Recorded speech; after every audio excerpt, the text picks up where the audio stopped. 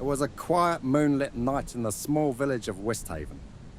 The air hung heavy with an eerie stillness, the kind that made even the bravest hearts uneasy.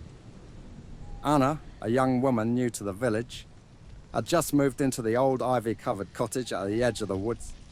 The locals whispered about the house, calling it cursed, but Anna dismissed their tales as nothing more than superstition. That night, as she curled up with a book by the fireplace, she heard a faint sound coming from the hallway. It was soft, almost rhythmic, like the gentle padding of tiny paws. She froze, her eyes darting toward the darkened corridor.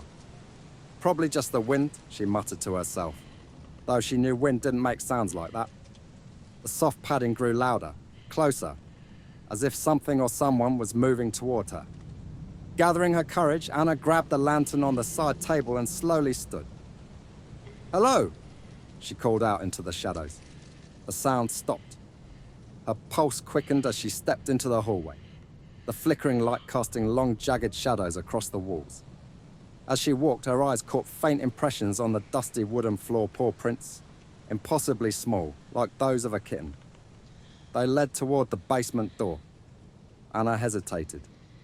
The villagers had warned her never to open that door, but she had laughed it off. Now, with the strange prints before her, she felt a chill creeping up her spine. She knelt down to examine the marks. They weren't just paw prints. Around each one was a faint outline, as though something heavy had been dragging through the dust alongside them. The scratching sound of nails on wood broke her concentration. Her head snapped up and the basement door creaked open on its own. Inside it was pitch black. "Who's there?" Anna's voice wavered as she edged closer. No response came, but the whispering began, a low guttural murmur that seemed to echo from the depths of the basement. It wasn't a language she could understand, but the sound carried a strange, menacing intent. Anna gripped the lantern tightly and peered down the stairs. The whispering grew louder. Her breath hitched as she saw them two glowing amber eyes staring back at her from the darkness. They blinked, and then another pair appeared, and another. Soon the shadows teemed with countless glowing eyes, their owners hidden just out of sight. Suddenly the whispers stopped, replaced by an ominous growl. The paw prints on the floor began to move, trailing backward toward the basement. Anna stumbled back as the door slammed shut in front of her, the sound reverberating through the house. In the silence that followed, she thought it was over.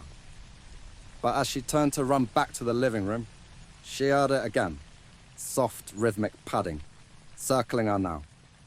She felt a brush against her ankle, cold and clawed, and before she could scream, the whispers returned, this time right behind her ear. That night, the villagers saw the light in the cottage flicker out. They knew they would never see Anna again. And yet, if you pass by that house on a quiet night, you might hear it too, the whispering paws, roaming endless.